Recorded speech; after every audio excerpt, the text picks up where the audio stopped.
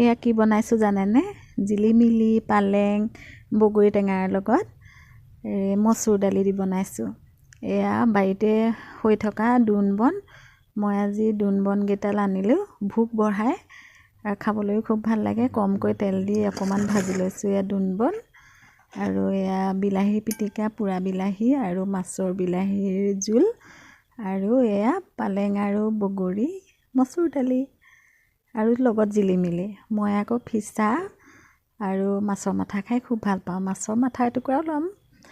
আৰু এয়া বগৰী টেঙা দিয়া মচুৰ দালি। এতিয়া তেতিয়াহ'লে খাবলৈ আৰম্ভ কৰি দিওঁ।